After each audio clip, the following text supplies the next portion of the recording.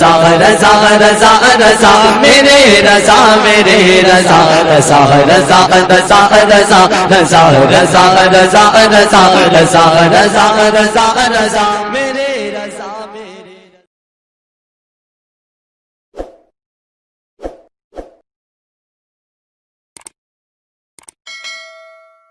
یہ حضرت ابو ہریرہ رضی اللہ تعالیٰ عنہ کی حدیث ہے کہ رسول کریم سرور عالم صلی اللہ علیہ وسلم نے ارشاد فرمایا کہ تحادوا تحابوا.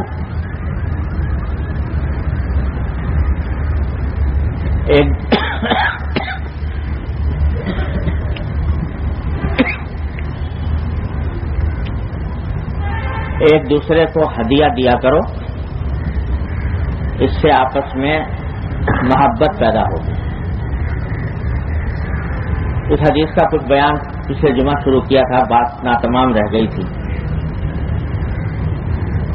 اس حدیث میں نبی کریم سرور عالم صلی اللہ علیہ وسلم نے مسلمانوں کو اس بات کی ترغیب دی ہے کہ وہ ایک دوسرے کو ہدیہ دیں، اور اس کا دنیاوی فائدہ یہ بتایا ہے کہ اس سے آپس میں محبت بڑھتی ہے. جیسا کہ پچھلے جمعہ میں عرض کیا تھا کہ کسی مسلمان کو کوئی ہدیہ تحفہ دینا یہ بڑے اجر و ثواب کا کام ہے،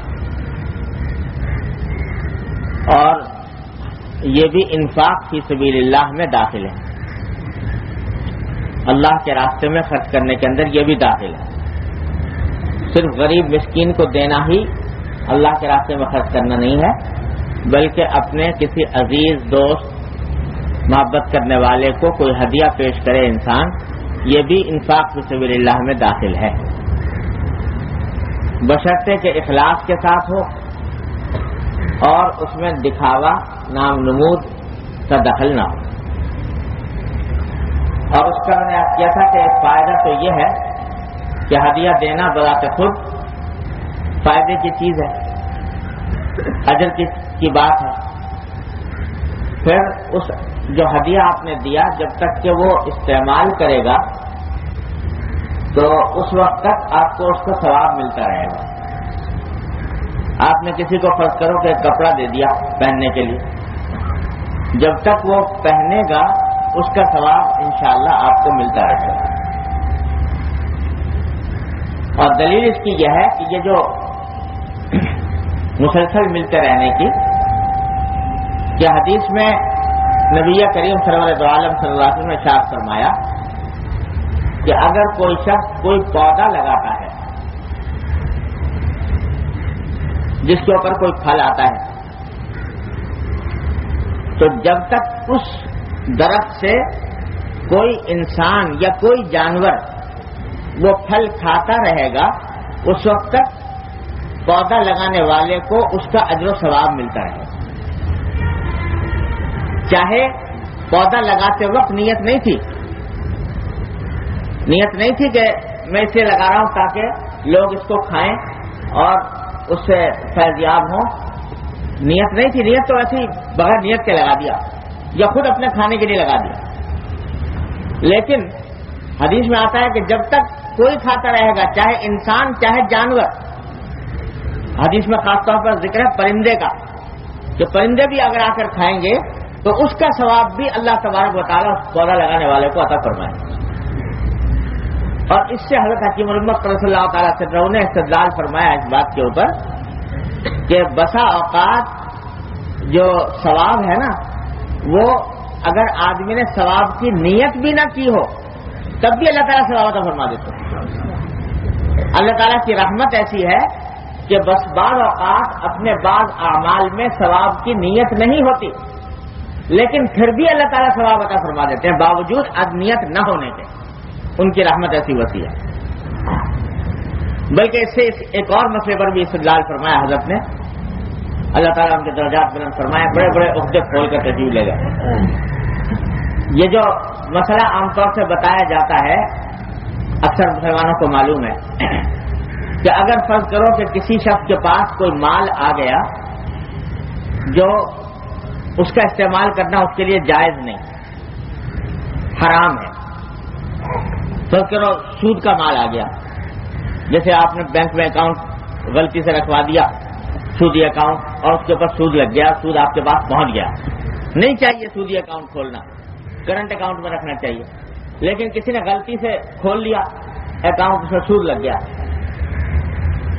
تو علماء کرام یہ فرماتے ہیں کہ جب وہ جو سود کے پیسے ہیں ان کو ثواب کی نیت کے بغیر صدقہ کر دے، نیت ثواب کے بغیر صدقہ کر دے،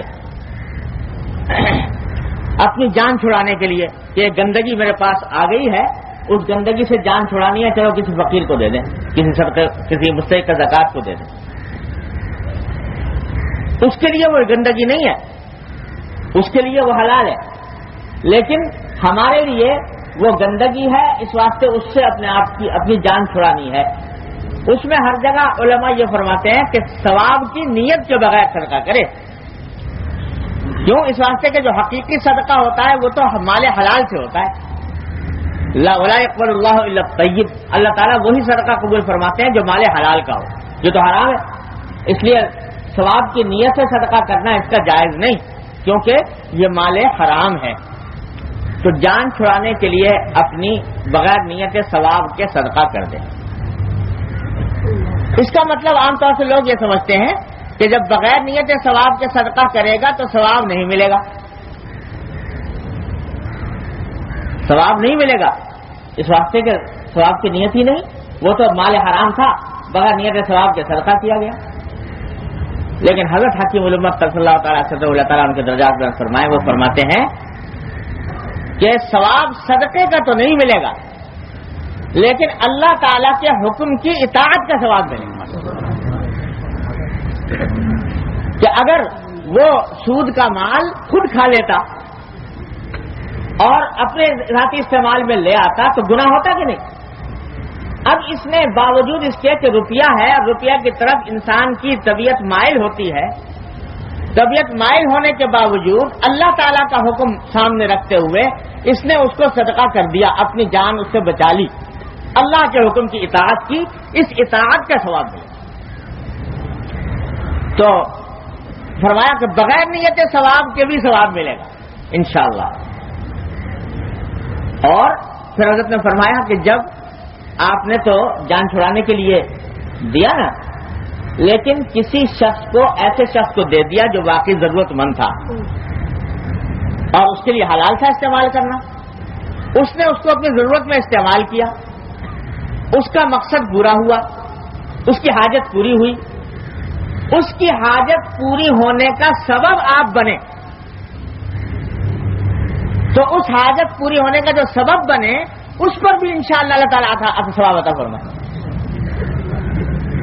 کیونکہ کسی کی حاجت کا پورا ہونے کا سبب بن جانا بذات خود یہ بھی اللہ تبارک و تعالیٰ کے ہاں اجر کا موجب ہے اور ثواب کا موجب ہے. اور اس حدیث سے استدلال کیا حضرت نے کہ پودا لگایا، لگانے کے وقت ثواب کی نیت نہیں تھی، لیکن اس سے پرندے نے کھایا، جانور نے کھایا، انسان نے کھایا، اس کی حاجت پوری ہوئی، تو فرماتے ہیں کہ اس حاجت پوری ہونے کا تم سبب بنے، چلو تمہیں اس کا بھی ثواب دیا جاتا ہے. اللہ تبارک و تعالیٰ یہ رحمت کا معاملہ فرماتا. اس لیے یہ نہ سمجھنا چاہیے کہ بھائی یہ جو ہم نے پیسے صدقہ کیے بغیر نیت ثواب کے تو یہ معاملہ ویسے ہی تھا، رکھا پھیکا گیا. اللہ تبارک و تعالیٰ اپنی رحمت سے اس پر بھی ثواب عطا فرمائیں گے، اطاعت کا اور سبب بننے کا.